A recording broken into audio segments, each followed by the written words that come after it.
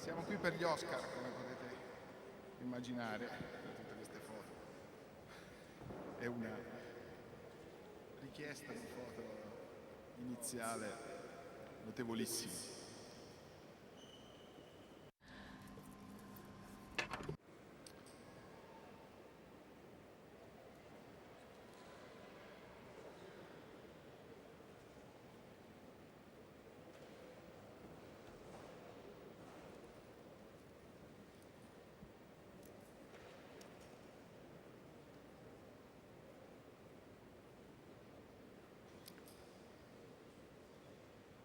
Ringrazio anche i fotografi per il lavoro che fanno.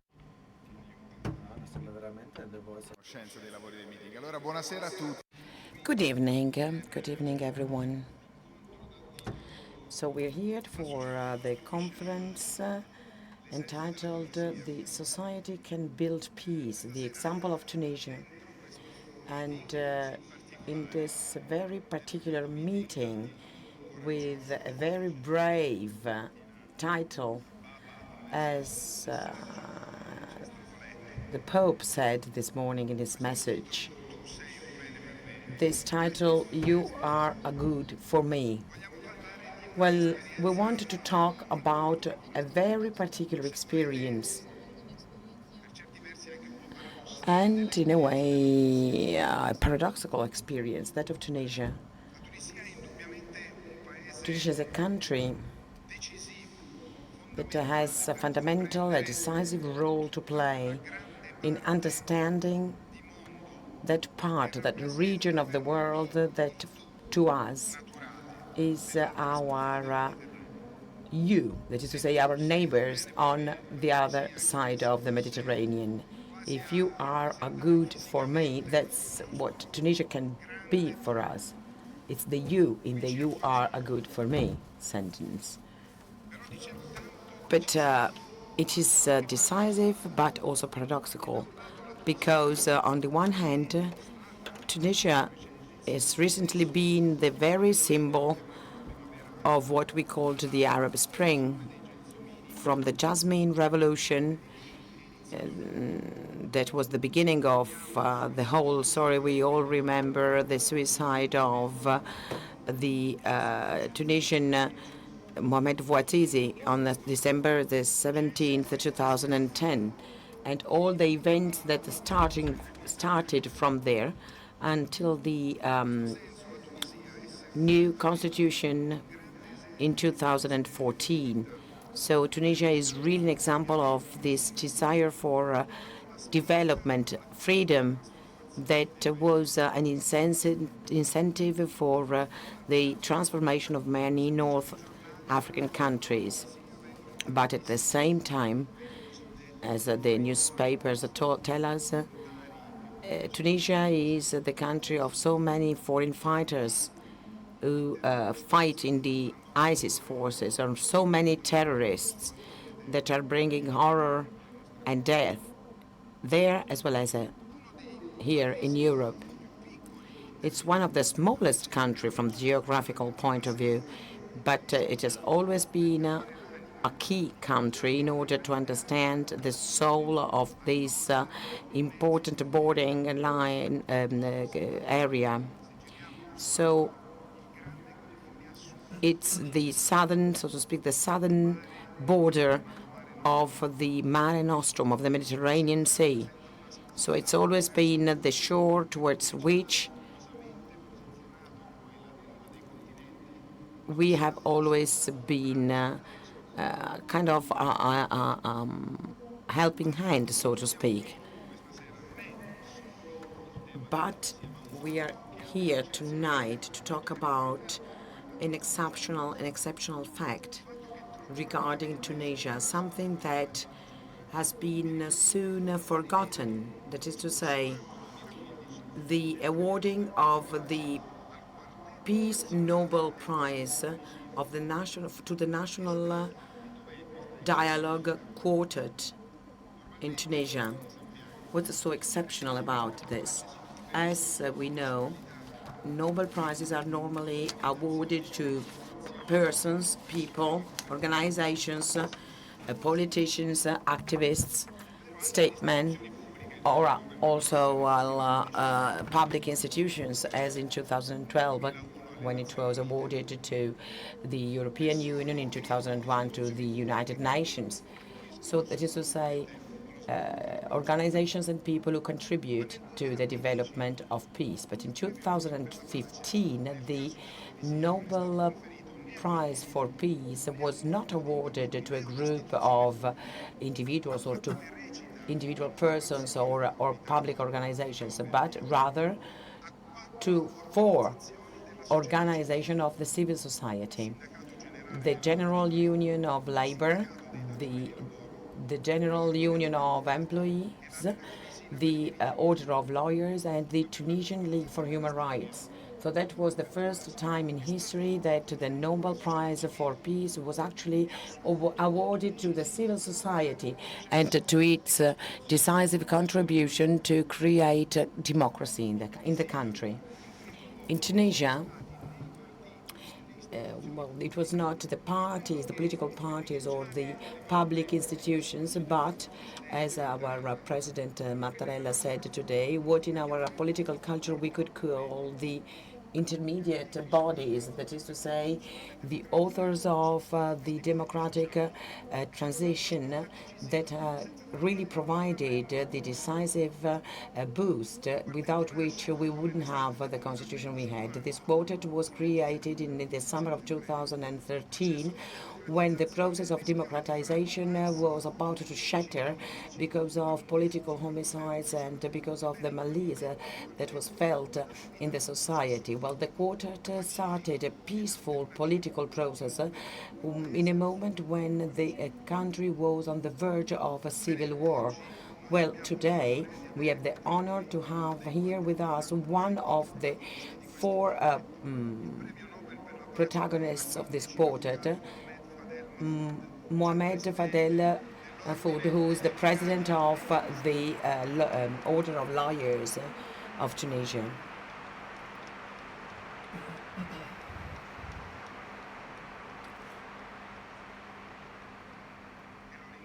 And we really thank him for being here, for accepting our invitation here at the meeting. And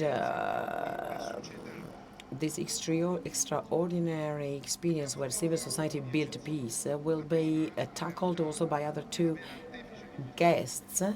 The first one is actually the real organizer of this meeting, of this conference, the personal contacts with the different participants, as well as all the studies and the reflections that were made on the constitutional structure, the democratic transition of Tunisia. She published her book last year with Irene Spigno, Professor Tania Groppi, a dear friend.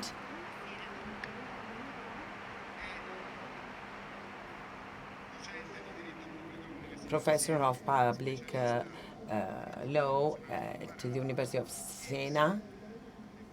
And if you have the time to have a look at her biography, you see that she is really a globetrotter, a law globetrotter. There is no place on in the world, including the Fiji Islands, where she has not studied. Together with Tania, we also have a third guest, and we're really happy to have him here.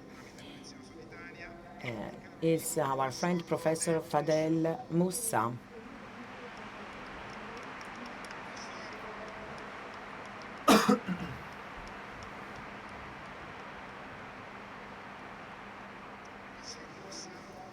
Professor Moussa is today one of the most prestigious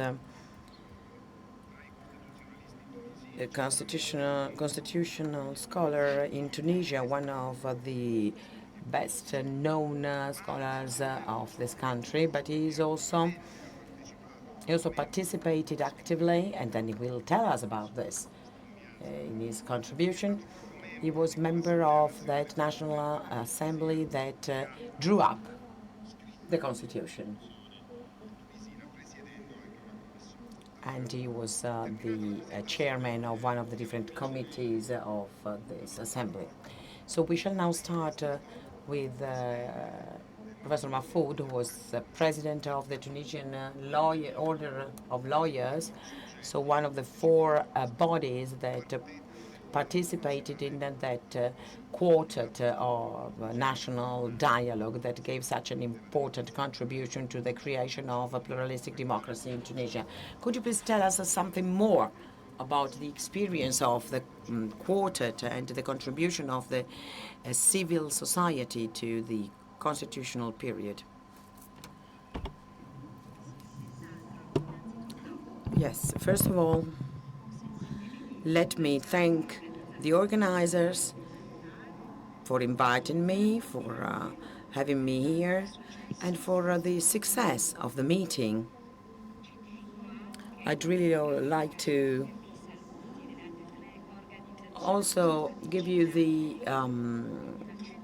greetings of the Tunisian Union of Labor and the Tunisian Union of Employees and the Tunisian League for Human Rights, that together with the Order of Lawyers founded that quartet that was awarded the Nobel Prize for Peace in 2015.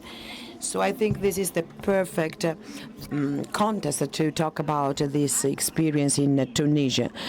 You are a good for me. That's exactly what happened in Tunisia in this period of national dialogue that started after 2013. Political parties were really on the verge of conflict. One of the members of the National Assembly was actually assassinated. So these four bodies, together with other political figures, as Professor Moussa said no to what was about to happen in the country, and understood that this process was not going to find a conclusion in spite of the will of the Tunisian people and the objectives of this Tunisian revolution, which stressed the freedom, the dignity, the defense of democracy, the respect for human rights, the human integrity of people, the freedom of press and association. Well, all this was threatened, but thanks to the maturity of the political class and the civil society represented by these four bodies, but also by other organizations, other personalities that were not mentioned. Anyway, the civil society is really rich of association of humanitarian, political, and different forms of association. So the civil society really made a huge effort to avoid violence and conflict.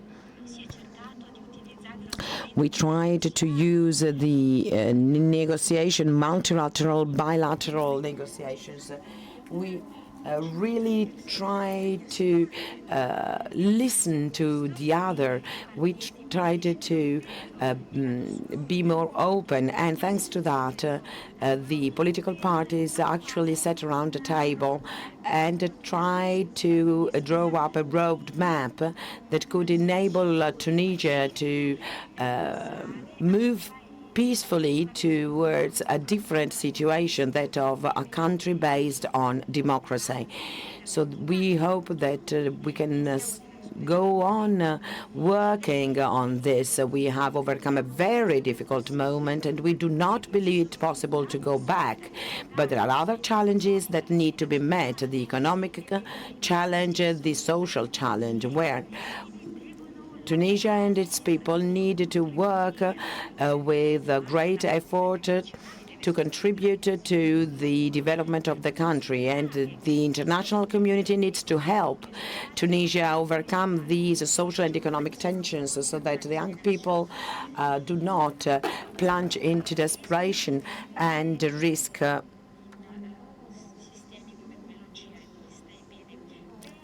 to make the wrong choices, as that of the jihad. These four organizations that represent civil society and have a certain credibility from the historical point of view, because one could wonder why did these four organizations decided to create this quartet? Well, because they were always at the forefront of the political scene. They were always the representative of the people and their will. I was the president of the Order of the Lawyers, so I can speak about this. The Order of the Lawyers has always defended the freedom of the people, the process based on equality. Also, when there was the dictatorship, the Order of Lawyers did everything it could to actually accompany the revolution and the political transition, and then to define this international dialogue. So we appealed to the civil society, and we can actually launch the same appeal to all the lawyers of the world, because lawyers can do more. They can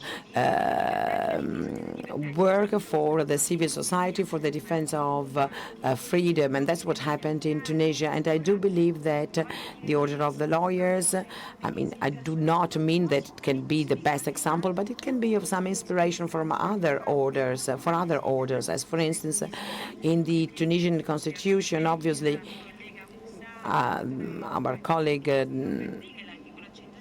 Moussa will then talk about this. Article 105 of the Constitution says that that lawyers are the guardians of individual freedoms. I think that maybe Egypt also talked about the Order of Lawyers in its constitution, but it is still something that is very, well, it is unique, the role of lawyers in the cooperation in the defense of human rights. I don't know, I hope I have not dwelt too much on this. I just like to conclude by saying that the civil society of Tunisia, with these four organizations, really managed to achieve a transition that in a way would not have been possible with only the political element. Thanks to their efforts, these four organizations managed to lead to successful end this transition. So this we can now talk about Tunisia as a democratic country. Obviously, we still have a lot of problems. We have the problem of jihad, and then we have the neighboring countries like Syria and Libya, where the situation is extremely difficult. Terrorism is a global phenomenon at the time. At this time, it is not something specific that belongs to Tunisia or other neighboring countries only. It doesn't ask for authorization. It has actually struck everywhere, in France, in the United States. So this is like we really have to fight against. We have to fight against the culture of terrorism. We have to fight using culture, using political, social, economic reforms, and we have to fight to make sure that our young people make the right choices and are not attracted by jihad and crime. The young people should be helped to find a way to voice their hopes.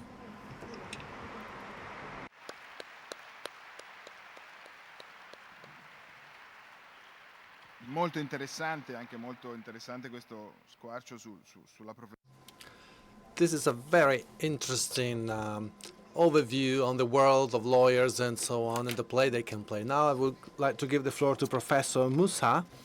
Professor Moussa, you've been a member of the Constitutional Committee in Tunisia, and you were the only member of the opposition party to chair the Justice Committee of the Constitutional Assembly, and you were part in all the proceedings from the beginning till the end. So what is your experience as a direct witness in this work of the Constitutional Assembly, and what were the difficulties and the tensions, and what was the role of civil society in this process?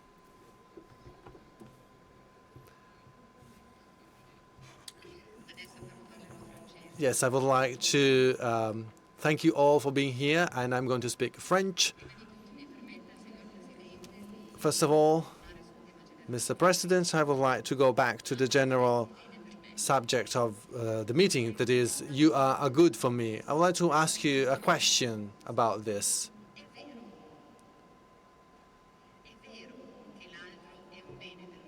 Is it true that you are a good for me, that the other is a good for me?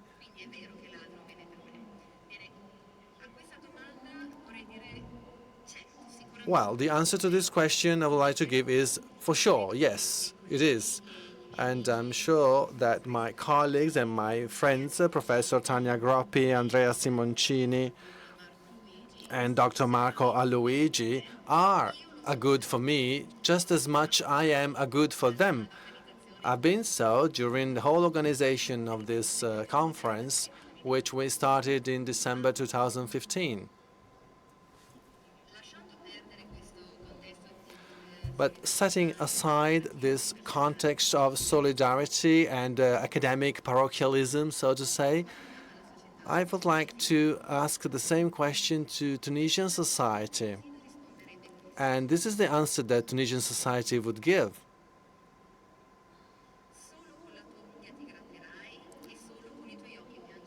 Only with your nail shall you scratch yourself, and only with your eyes shall you cry. So that means that you can only count on yourself. There's a kind of disillusionment in the Tunisian society with respect to what is happening in the world and since the Tunisian revolution has taken place. In general, we can say that Tunisian society is disappointed because they didn't find the adequate assistance they expected to let economic and social progress continue, just as much they did in the democratic process with a constitution that was actually adopted pretty fast. I mean, 3 years is not a long time. And our constitution is actually pretty modern in just 3 years and quite promising. We've set the example with our proceedings in the Islamic world. However, on the other side of the Mediterranean, this was not followed by equally positive efforts. Then, today, in the world, there is this policy of Atlantism. We see that the European Union is embracing this kind of policy oriented towards the Atlantic.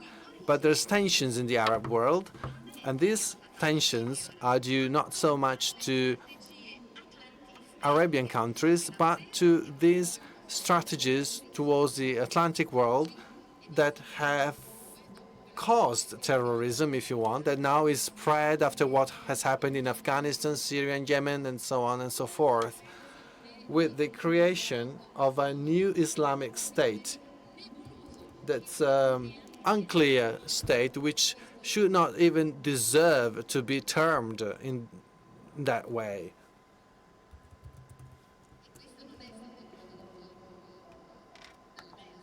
And this was not caused by Tunisia, but I want to speak in real terms, and I think that Tunisian people and society are wise enough to understand that we cannot do without our partners and friends, especially our traditional partners such as Italy.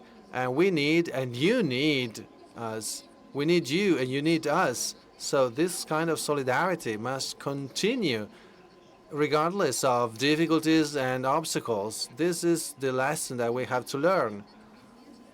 Some months ago, there was an extraordinary event in Tunisia. There was the Garden of Fair People that was inaugurated in the Italian Embassy Park in Tunis, and this was an award given to 4 Islam people that give a great contribution to the benefits of the international community.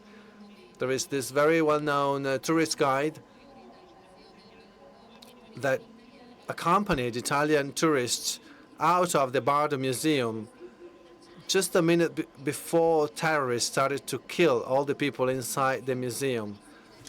This was a form of solidarity that led to the creation of this kind of garden.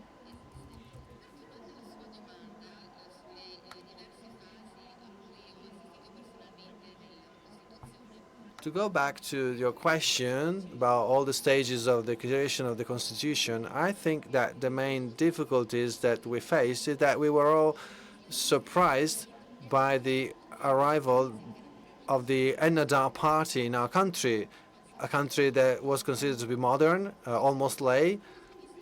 And this Islamist party arrived and obtained power, and nobody would have ever believed that. So they were in power for 3 years in a democratic way, and for 3 years they have been trying to do a constitution, a conservative constitution. This constitution was sort of against the civil state, and that didn't want to take into account the fundamental freedoms that are enshrined in the universal agreements for human rights. They wanted to give the image of a country that was still very much rooted in a false idea of defense of an Islamic identity. Up until the assassination of Mohamed Ibrahim, one of our colleagues,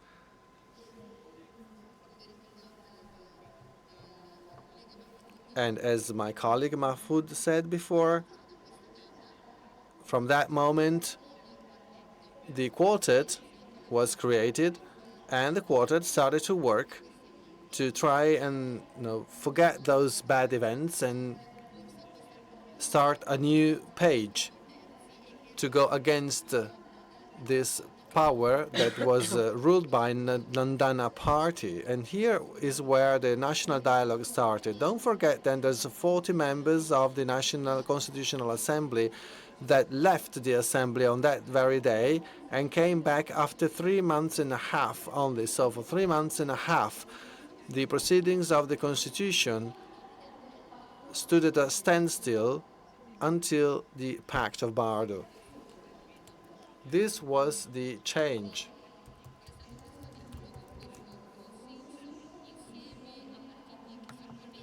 And then there was this consensus between parties that were opposing, modernists and conservatives, but we managed to get to a modern constitution in which the rule of law is acknowledged, in which fundamental freedoms and rights are present, and this is the only constitution in the Islamic and Arab world in which the freedom of religion is guaranteed, is present, and where the civil state is clearly mentioned in Article 2 of the Constitution, and the civil state is founded on citizenship and not on faith or religion, on the will of the people and not of God, and on the respect of law and not the respect of Sharia.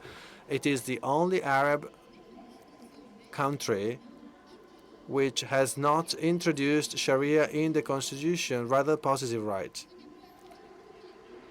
And then all the articles on women's freedom should be added to that, and this extraordinary progress.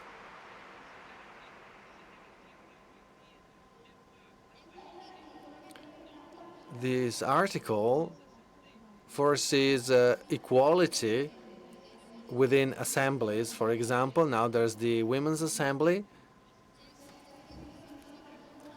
There is a sort of pink quota, so there's a minimum number of women that must be present in fundamental institutions, and this is an advantage.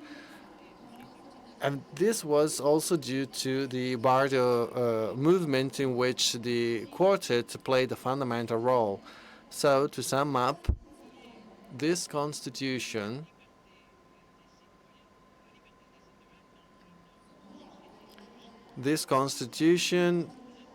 wants citizens' freedom in an equal society, in a fair society. This, in summary, is a summary of what the Tunisian constitution is. Thank you so much.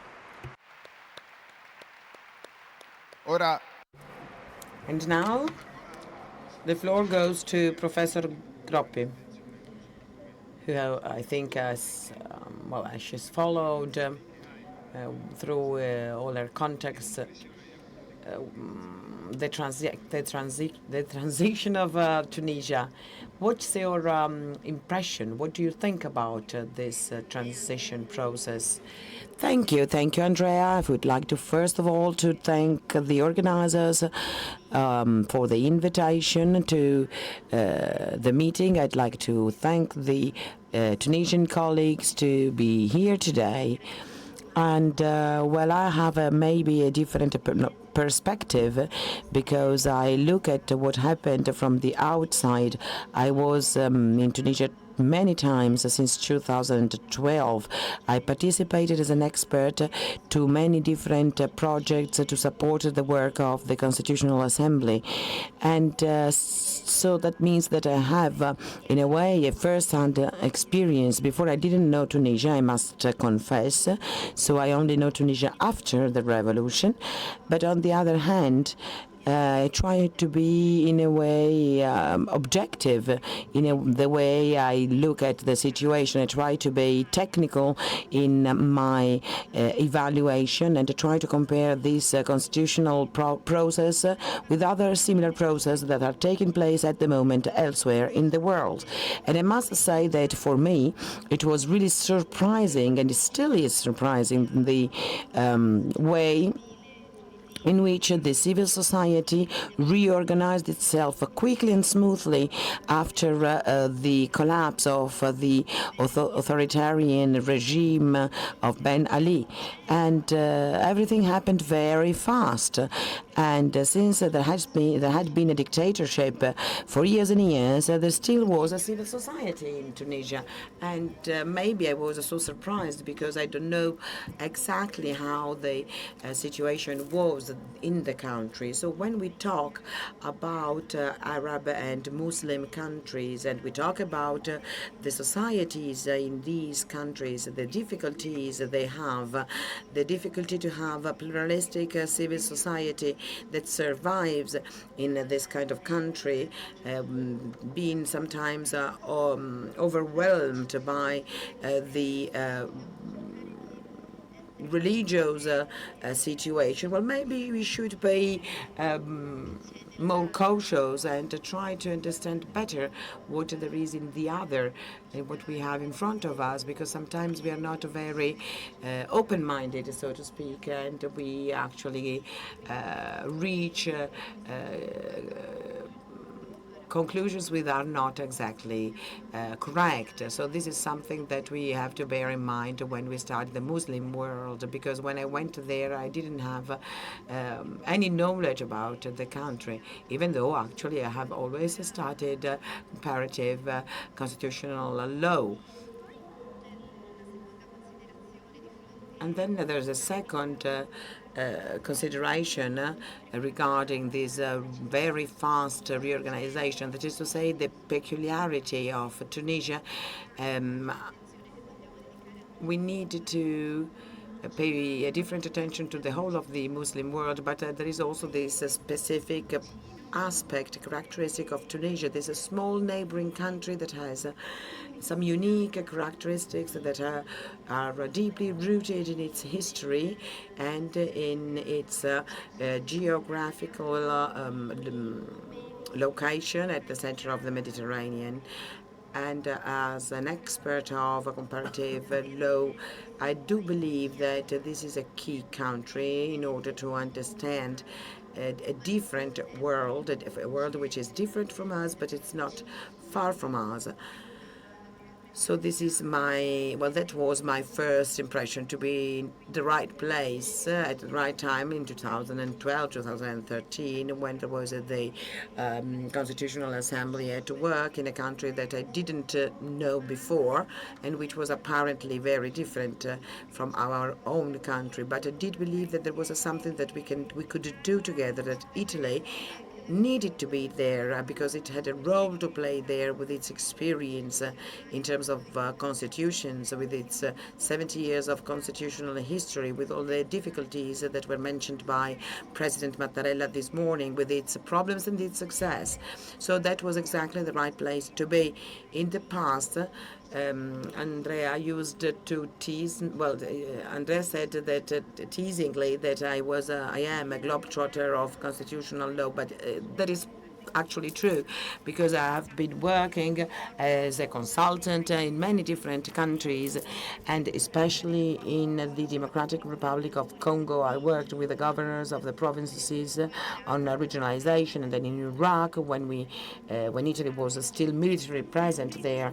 And in these experiences, which were a bit extreme in a way, I didn't feel at ease in my shoes, because I believed that I did not really have something to say or anything to offer. And the situation was very difficult. It was almost impossible to build a dialogue there, whereas it was completely different in Tunisia. Another consideration I would like to share with you on this first impact, so to speak, that I had on the reorganization of the Tunisian society is that I had the impression that in this time of globalization, of mass movement of ideas and also of legal ideas, globalization is something that has to do not only with markets and goods and capitals, but also with culture, ideas, legal ideas, as I said. So while this free movement, in a way, had a role, had a weight that was felt in Tunisia. So this was, in a way, my first impression. Then, while working with the Constitutional Assembly, there were some moments which were really, well, dramatic. And that's the other important aspect that I would like to highlight today. When in the summer of 2013, there were the political assassinations of two representatives of the left party. One was a member of the Constitutional Assembly, and so many members of the government decided to abandon their work in the assembly. Well, that was the moment when we really feared that there was no hope. But if we want to talk about the wordiness, we were talking about this morning. Well, that's probably the same that we can apply here in Tunisia, because this country was able to find new resources. These four historical organizations of the civil society, their history, their existence is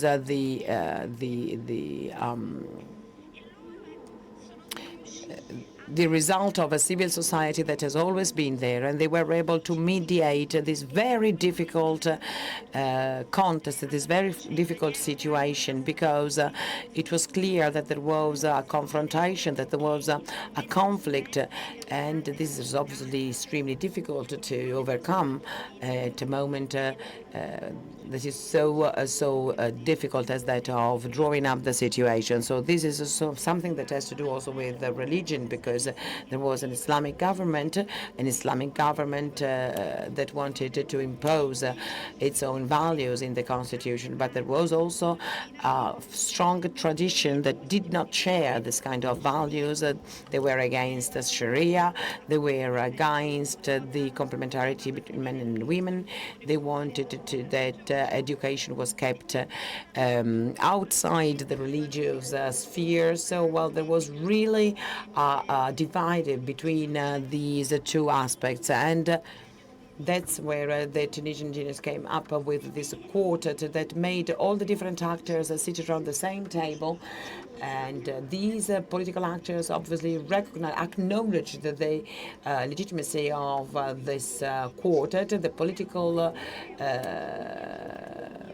world was present, and for hours and days I did not follow the national dialogue at that stage. I was informed later on, but for hours and hours with patience, when our president today was talking about the patience in democracy, that's exactly what we had in Tunisia, the patience for democracy, because the alternative was the civil war. So the dialogue was built with patience, with effort, because, well, that's what Tunisia was. It was either the national dialogue or the civil world. So thanks to this visionary attitude, this openness towards change, the political world was ready to change, to give up something in order to find a common ground. So, and I conclude, if we look also from the outside, if we take a look at this process, it is true that there are similar, so to speak, experiences with the participated, shared processes in Latin America, in Africa, in Senegal, in Kenya, and the important experience in South Africa. But I do believe that Tunisia, because of this divide that there was in terms of the values existing there, so we always try to find some comparisons. So this is maybe similar only to the situation of South Africa, where there was a big historical divide that needed to be overcome in order to find a new way to live together, to plan the future together. So that was really a very important experience, and maybe, I don't know, Andrea, if you're going to ask us a few questions, as now we should understand what this experience has become today. Come ci hai aiutato. Thank you. Thank you so much for helping us going deeper into this issue. Now I have the same question for lawyer Mahfoudh and Professor Moussa, and please try and stick to short time to respond, because there's so many issues under the spotlight. I would like to touch them all. So the Tunisian genius, our colleague mentioned before. So from your description, what we've learned that the civil society played an incredible role at a time when civil war was possible, or maybe dialogue. Dialogue was the choice. So where is this? Where does this come from? What is this strength? I myself or other people in this room didn't even know that civil society was present in these countries. So there's this general idea that this is incompatible with the idea of religion. So what do history, nature, and culture explain? I mean, how is it possible to explain this process? So, Professor Mahfoudh, you have the floor first.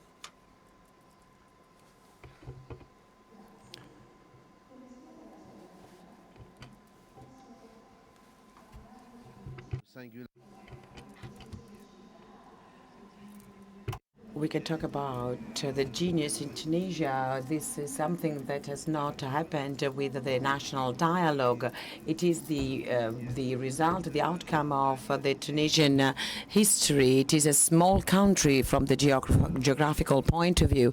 It is a country that has a history of 16,000 years, and it is a Muslim history, a very rich history. There has been the years of the Enlightenment in Tunisia, and then there has always been also the modern state with Bourguiba, the leader you all know, and then now in Tunisia we have, they started to talk about the freedom of women from the beginning of the 20th century. So from the 20s, people were talking about the freedom of women.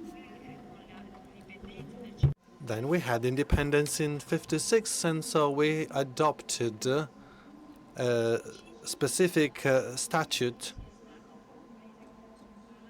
for which this was the first Islamic country to prohibit polygamy and acknowledging women's rights. So this really is a sign of a civil society in Tunisia that is made of not just of men, but also of young people and women. And the Tunisian civil society is also the result of educational efforts linked to the leader Bourguiba's choices and the big impulse that it gave to education after the independence. So education was spread to everybody, and also healthcare system. So in this case, in this way, an elite was created, which was already there under French rule, but then after independence, this elite consolidated and would be the carrier of new values and rights that we all defended. Then, unfortunately, we had some regimes, even if the voice and the way adopted by Bourguiba were pretty positive, but you know that we had the Ben Ali dictatorship, and despite all the promises that he mentioned at the beginning, these were not maintained. So we arrived at dictatorship, but the civil society defended for decades these values. And I'm speaking with the hat of a lawyer because we were experiencing directly all the problems. We, for example, in the courts, in the tribunals, we could see some political court proceedings, and they were not taking into account all the rights or the freedom to meet and to gather because they were not there. So the Tunisian civil society really became the symbol of a project, and that's how the revolution started. And you may remember that there were some clashes even in the street. Some lawyers went to the street wearing their own working suits, and they wanted to protect the people not to be shot by the police. There were many specific features of our society because there was this common thread that was really, really strong. Women played a fundamental role. There was also a major role from political representatives. There were some real distinguished people from the literary world, the scientific world, that really played a major role. They managed to guide and govern this country through a democratic process. The first experience of the civil society was based on organizing free and transparent elections, the ones for the Constitutional Assembly in 2011. So that was for the first time the possibility to freely organize elections and through a clear voting system, a transparent voting system, and that was really the top of euphoria that affected all the country. Then there was a slow political transition, even in drafting the new constitution. Unfortunately, we all remember the first project for our constitution. Our colleague Moussa mentioned that before. So initially, the trend was totally different, but then the civil society really woke up again due to an assassination, unfortunately, but the civil society really started to be a protagonist again of its own destiny and wanted to get to what we are now with this beautiful constitution enshrining all the fundamental rights. So to go back to the specific ingredients of this specific Tunisian environment, maybe these are conditions that are so specific that are not present in other countries. So we may ask ourselves, what about other countries? Libya, for example. There were clashes in Libya too, and at that time people started to look for a civil society in Libya to be an interlocutor from different parties, but until now, unfortunately, tensions have been pretty strong, and the Libyan civil society has not been able to make its own voice heard, and despite the efforts by the United Nations. So to conclude, I would say that the specific features of the Tunisian case come from its geographical position and from the story that I've been talking about. So we are Mediterranean people, we are open, we are tolerant, and the Tunisian people for centuries have been characterized by great tolerance, great openness to every single culture, and I'm sure you know it very well. Average Tunisian persons are professors, just like Professor Moussa or other representatives. There are many people that can speak more than a language. There's many dialects, but there's a lot of culture, a lot of instructions, so that's the situation.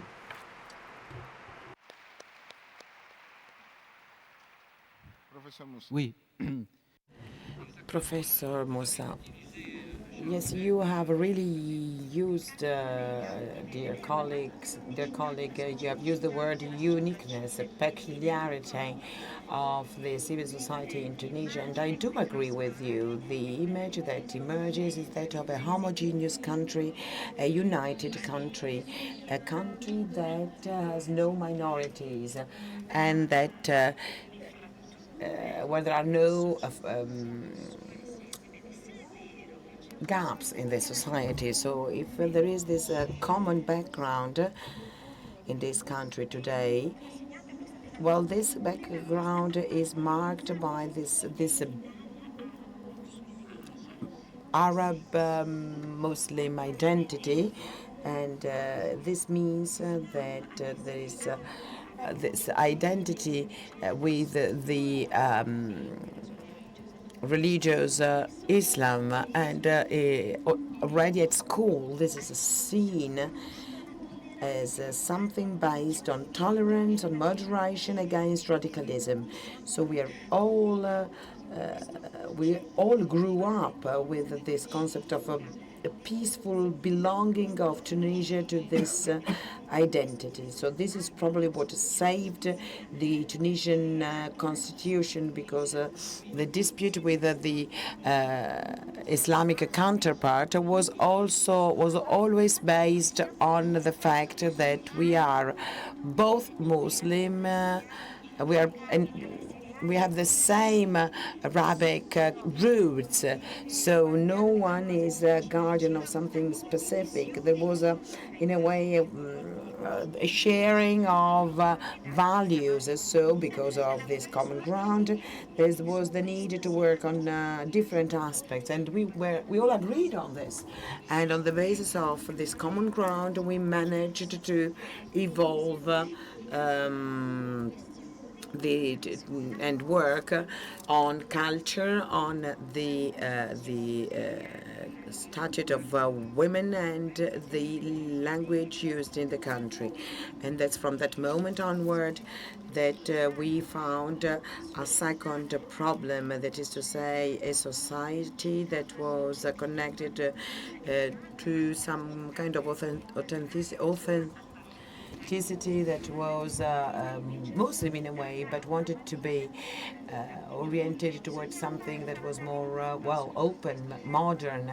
So we needed to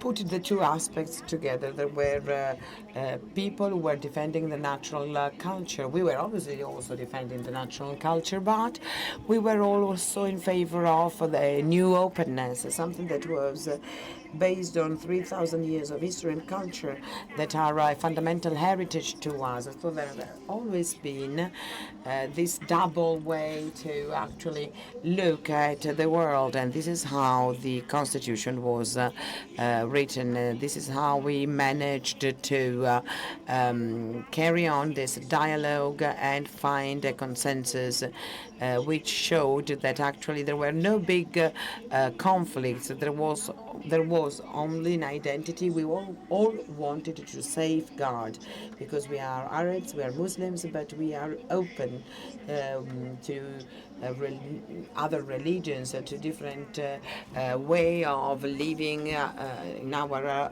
Islamic religions. So this is extremely important and is present in the Constitution. So these are the themes that were debated and led to the constitution we have today, and that led to this final consensus. And all the questions that up to the 25th of July, when there was the foundation of this court, until the constitution that was adopted on January the 26th, 2014.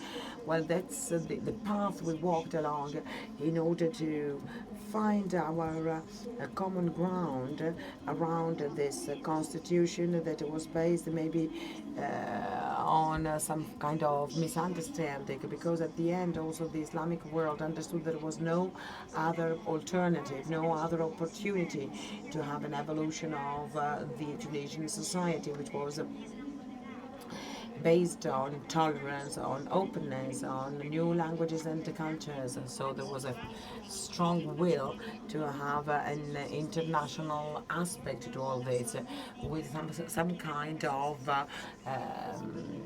we want to avoid it to be just based on what we always had, because when we talk about culture, we talk about something that is extremely important for the people in Tunisia, and culture is maybe exactly what enabled us to achieve this result. No other Muslim country managed to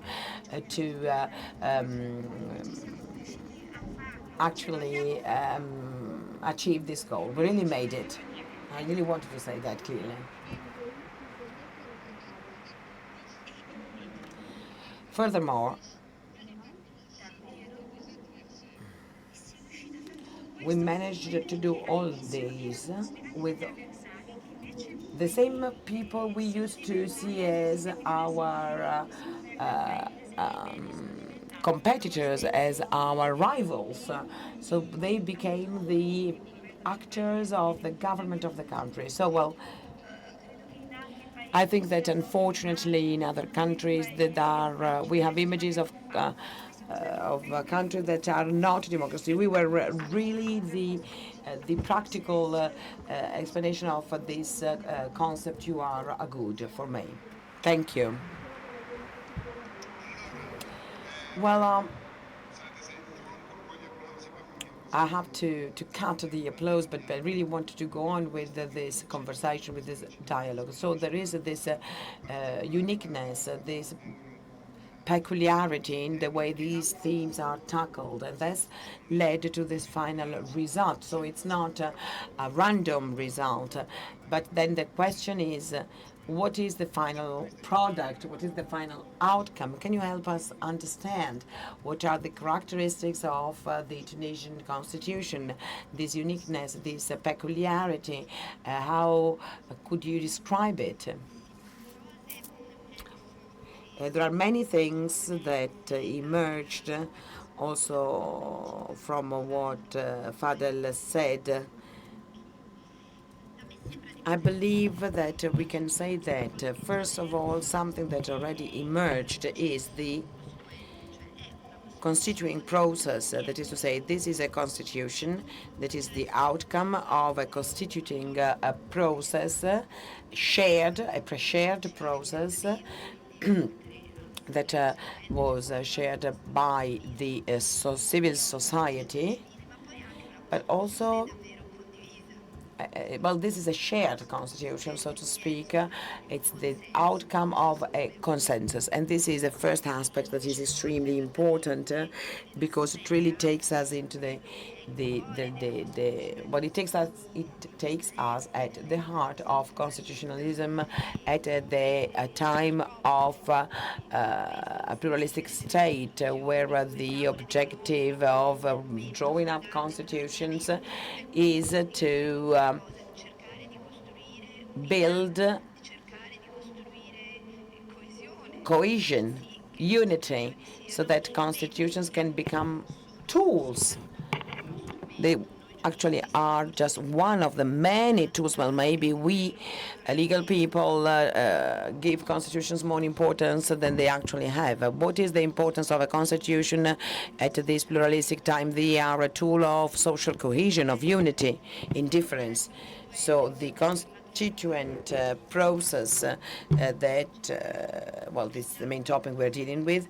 It's already an extremely important aspect. So this was a constitution that was approved with 200 votes in favor out of 216 members of the assembly. So there were a few abstentions and a few negative votes, but this is an aspect which is extremely, well, interesting. According to the rules, the constitution had to be approved by a two-thirds majority in the first vote. Then, within a month, there should have been a second vote, and again here the constitution should have been approved with a two-thirds majority. After that, if no majority could be reached, there would have been a referendum. But in the end, there was a constitution that is the outcome of a consensus that was achieved through this assembly, that avoided a moment that could have been extremely, well, difficult, that is to say, that of a referendum on a constitution, which is something really complex and difficult. So this, I do believe, is extremely important for as a characteristic for this constitution. It's a constitution which is, as I said, the outcome of a consensus and not of a referendum. Then there is a second aspect, that is to say, this is a constitution that, since it came into force and up to today, it enables the development of a democratic life in Tunisia.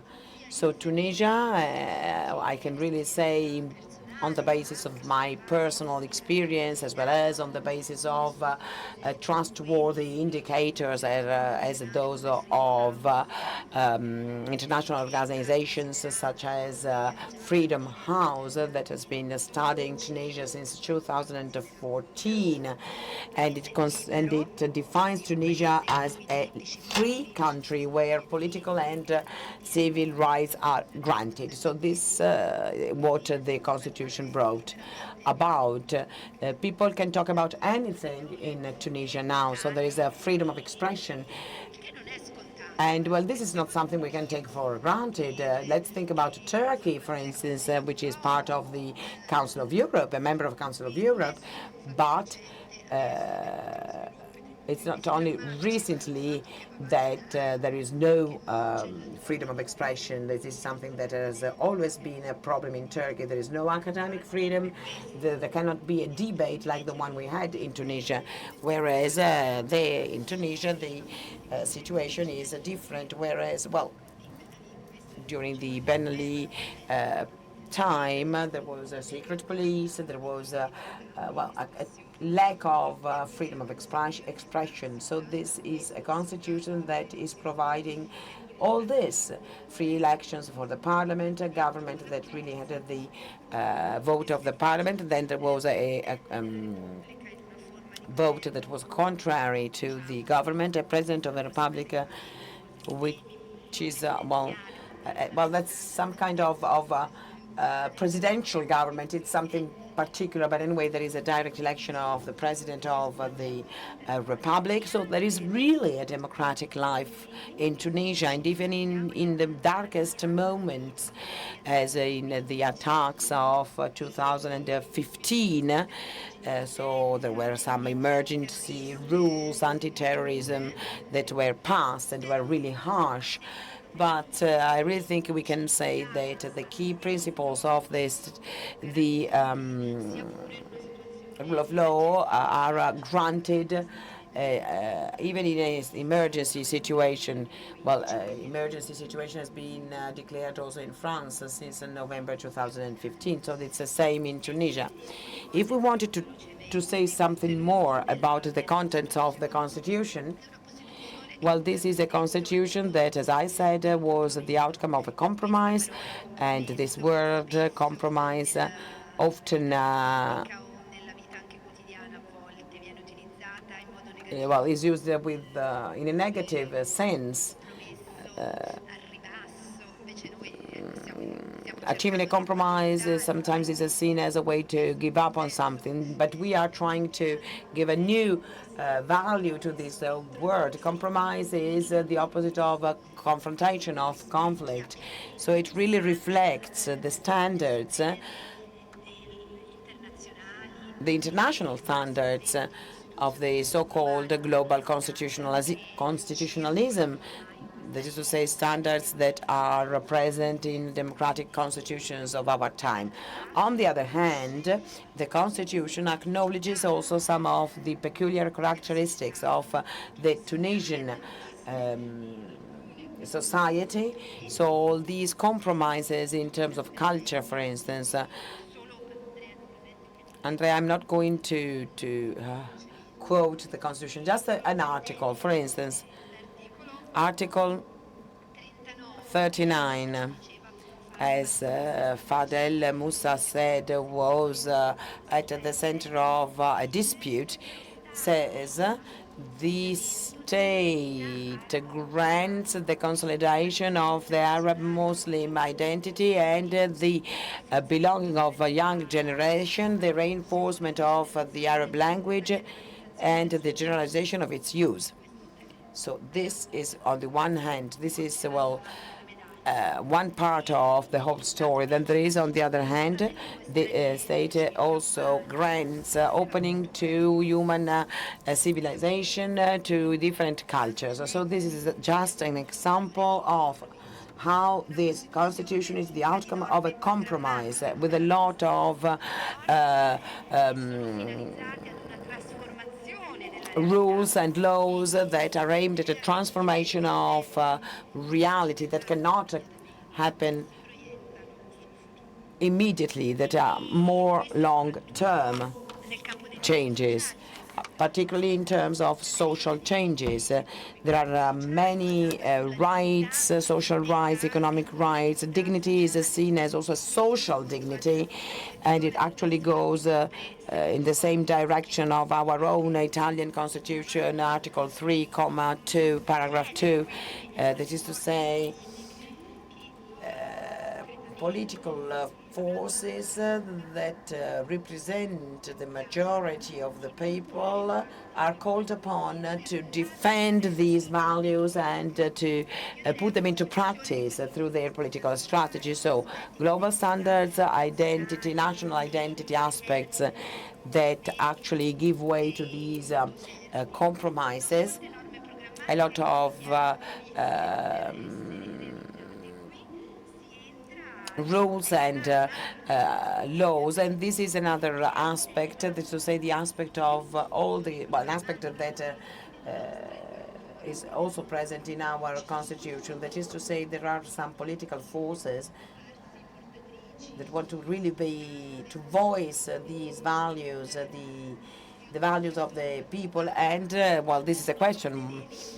But what we should understand is whether there are only a few elitarian political forces who really want to do this in the traditional cultural power centers, or could they actually involve the whole of the people, because so that people can also become the supporters of these values. So we have a constitution, and well, I'll stop here. It is a constitution that is actually in line with the global standards of constitutional democracy.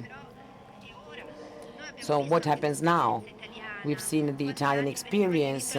Let's talk about the right to education, which was mentioned this morning. I had actually never thought about this from this point of view. At the beginning of the 1960s, 3/4 of the people in Italy only had the elementary school diploma. But now things have changed because political forces have actually decided to put into practice the values that are embedded in the Constitution. So this is what we have to understand now. Are there the forces needed to translate into practice these values of the Constitution? Thank you, Tania. Your explanation really made us think of how close this whole issue is, considering also what President Mattarella said this morning.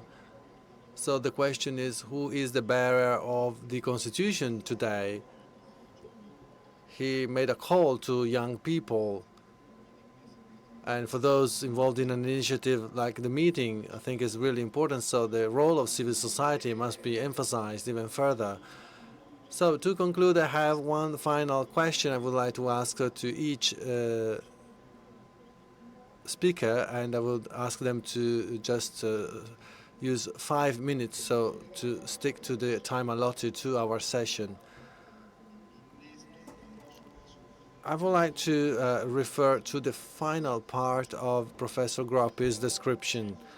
Now we have this constitution, we've got this constitution in Tunisia, but the context in which this constitution is present is still difficult.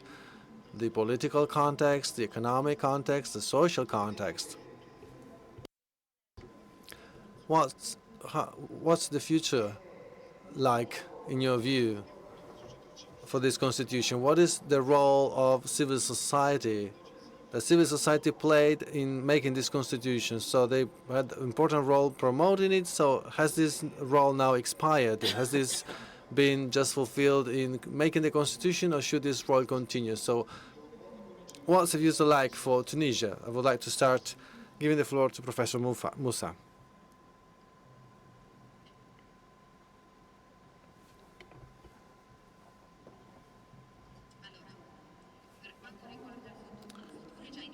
Well, the future has already started.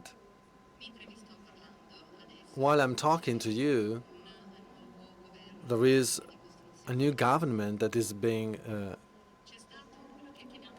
created. It has been a pact that has been proposed and signed by different parties and national organizations.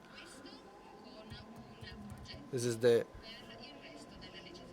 Carthage Pact with the support of the judiciary and with a national union government. So with this agreement, we are going back to the same route that had been started with the Bardo Pact and had been overseen by the Quartet, and that created this roadmap of the Bardo Agreement.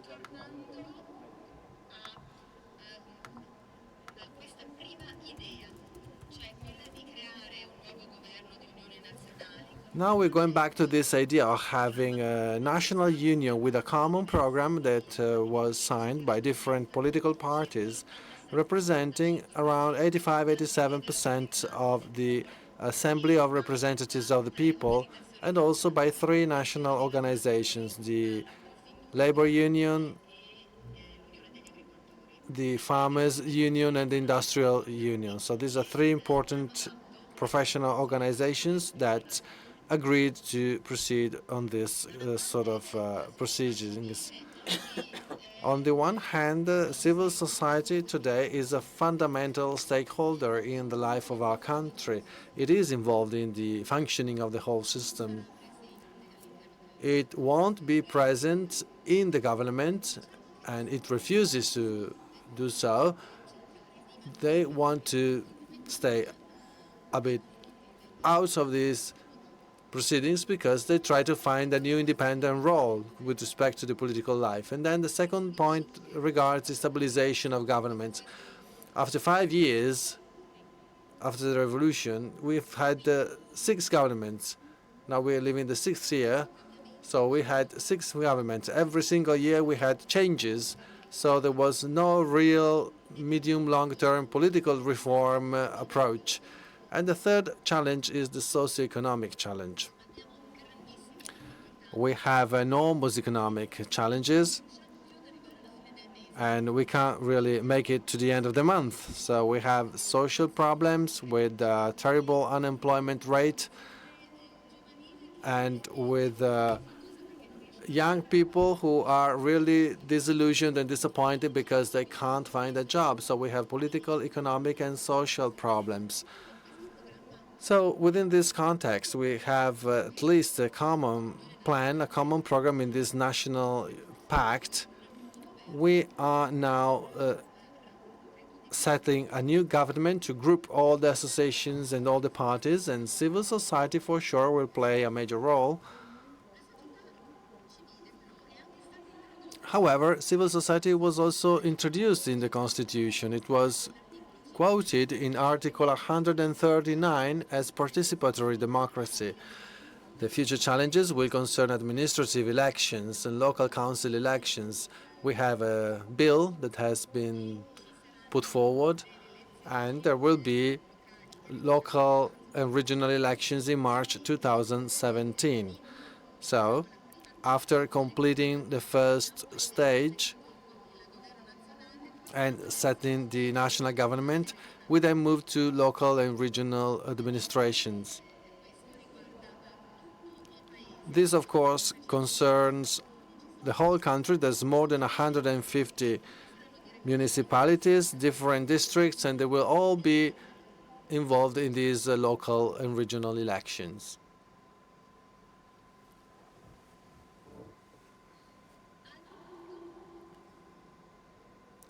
One more thing is this. Civil society and national organizations wanted to be institutionalized. There will be a law pretty soon that will grant them juridical status. This part was not approved in the Constitution, that was not accepted. We were a little bit frightened at that time, but this idea is now back, and there will be a law for civil society to become a fully fledged partner in managing the country, even if they do not really take part in managing power. So these are the general aspects concerning the challenges of civil society. As regards the law organization, my colleague will certainly say something on this, but I can give you my viewpoint. That was not included in Carthage Treaty, but the law association will continue to play a role because they are in an advanced stage. They are there to guarantee respect of civil society, of laws, and they will always be present, as they have always been, in the political life of the country. And I'm sure this will save democracy in Tunisia. Civil society has a paramount role, a protagonist role to play, especially women who, in terms of fights, manage to obtain things that men cannot even think of.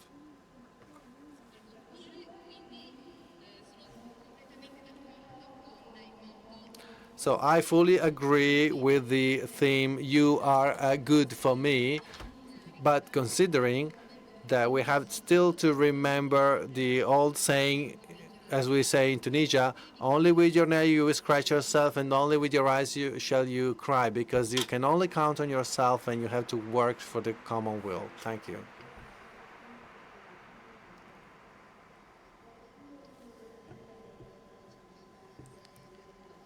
Well, I'll try to be brief, and my view is certainly more superficial compared to the view of my colleagues who have direct experience every single day in Tunisia. And I have this feeling that the civil society is less present. It's experiencing a moment of disillusionment, so all the difficulties that the country is going through due to the regional context, especially difficult in terms of safety, in terms of the economy, and the consequent social impact, as in unemployment rates, and tourism, which was an important resource for Tunisia, now has been completely destroyed after the attacks of 2015. So all this caused a sort of disillusionment in the civil society, so people are pretty tired now. That's my impression. And the response must really be up to the standards, especially on the part of the political world. That is, people that will be elected, parliamentary representatives and leadership, political leadership. So this way, civil society will be able to be active again. But for now, I don't think that a bottom-up input can be expected. Despite the difficulties now, what is asked is really a new social pact, a new social agreement in Tunisia, because there's regional imbalances that are really, really strong. There's especially a gap in terms of values between Islamic movements and lay movements and secular movements, but there's another big gap that is regional and territorial gaps between the coastal areas that are much more developed and the internal areas that are not as developed. And I myself, with projects from the Tuscan regional authorities, I traveled to the internal areas in Kasserine, very poor areas, and I noticed that many friends and colleagues in Tunisia don't really know those areas. They know them less than I do. Even young people never went to those places. So I think that a new social pact is really necessary to make everybody feel Tunisian. So this whole idea of unity, what does that mean? Recognizing the others and the elites in the coastal areas at the same level with the young unemployment people in the internal areas. And even if the situation is difficult, trying to accept a redistribution of resources in some way.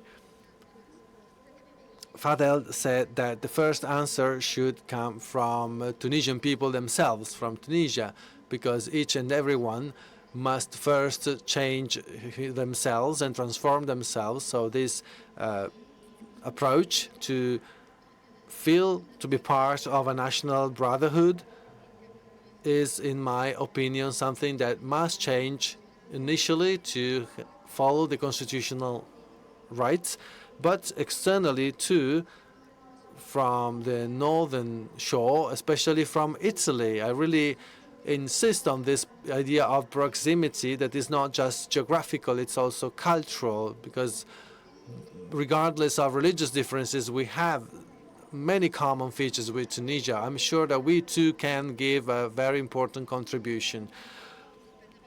All the projects, for example, that the Italian parliament is carrying out with the Tunisian government, or the universities and so on, or the municipality of Florence together with the municipality of Tunis, well, all these initiatives can give a considerable contribution in this respect. So there's two sides.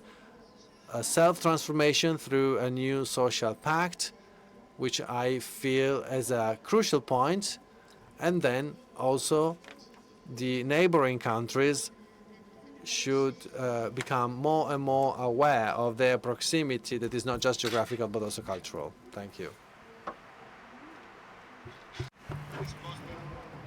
So now the final reply. Well, I'm going to give you some good news. I'll be very brief because, well, my colleagues already said all the things I wanted to say myself.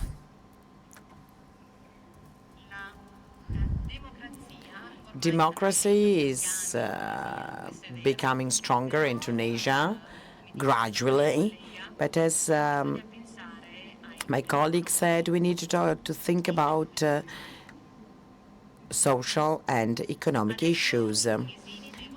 People in Tunisia need to work, to make an effort, and to be ready to make sacrifices. But the international community, our friends, have to help us really complete this model of a new Tunisia. We need to renegotiate the agreement with the European Union and with the single European countries. And we need to rethink our development scheme, which needs to move on from the traditional sectors of tourism, for instance, which is a very important resource, but it's not enough. We needed to invest in renewable energies, in science, in universities, in education. So this is the only way for Tunisia to turn into a country which is a democratic country with a wealthy people. The civil society has still a very important role to play. It needs to play its guardian role, supervising what's happening in the country at the moment, because with everything that is happening in the neighboring country, we really need to be very cautious. And we, as the organizations of the civil society, we needed to work in the best possible conditions. Maybe I do not completely agree with my colleague, because the Order of Lawyers never asked for the quartet or the civil society to have a legal status. We never asked for that. We proposed to acquire, we were proposed to acquire as a legal status when we were awarded the Nobel Prize, but the Order of Lawyers refused this legal status because that could take up a very dangerous path. We believe that the political class needs to fully play its own role, and we do trust the political class. We in Italy, well, we hear people saying that the political classes never changes. Well, it's the same in Tunisia, but we wanted to trust them. We want to have faith in our political class with its new pluralism, with these changes. Our colleague Moussa was talking about the government who wants to solve social and economic issues. Well, social and economic organizations that are part of the quartet are negotiating now to create this new government, and this is the example of the Tunisian genius. Thank you. I would like to thank all of you for this extremely important and interesting conference that opened up a new window on a world which is far and near at the same time.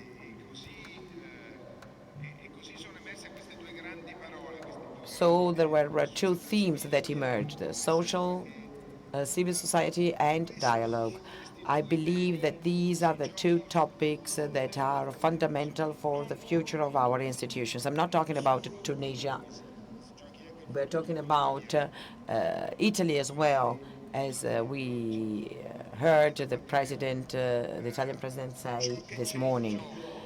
What is at stake? The participation of more than a few, but the participation of the involvement of the real people, the people participating in this meeting in Rimini, the participation and the involvement of the people and the society, to the interest for what is a common interest.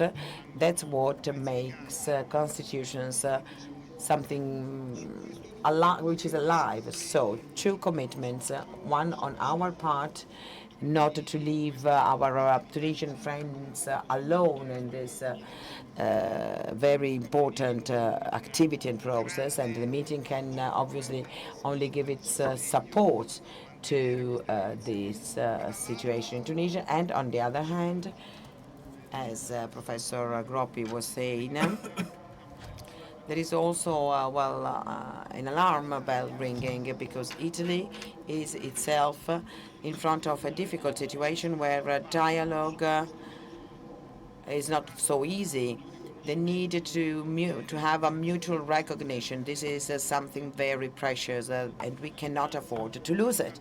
I'd like to thank the Nobel Prize Mahfoudh, Professor Fadhel Moussa, Professor Groppi. And I'm sorry, but I have to, well, thank you all, but I also have to remind you of something which is extremely important for the organizers.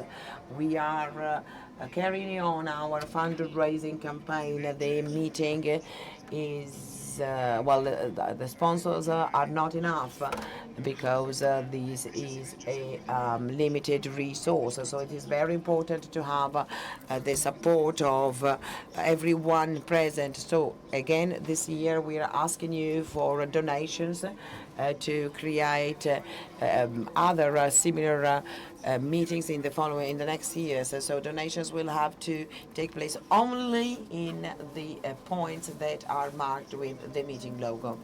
And then there are still tickets. That's the first show tonight of the meeting, the great show. Un solo canto, just one song, 9:45 p.m. with the three singers, Mirna Cases, Tania, and Tosca. Tickets can be bought in the South Hall and on the website of the meeting. And you can meet the singers for a cocktail here near the pool area. Thank you, and enjoy your stay at the meeting.